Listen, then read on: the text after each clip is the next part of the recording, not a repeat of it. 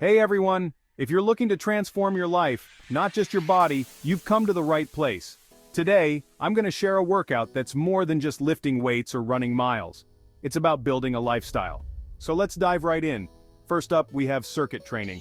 This isn't just any circuit training though, I'm talking about integrating strength, cardio, and flexibility all in one. Imagine doing 30 seconds of burpees, followed by 30 seconds of dumbbell presses, and then stretching with some dynamic yoga poses. It's about keeping the heart rate up and the muscles guessing. Next, let's talk about consistency. The real game changer. It's not about hitting the gym hard for one day.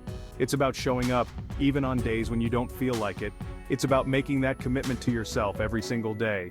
Nutrition plays a huge role too. Fueling your body with the right foods can boost your energy levels and improve your workouts.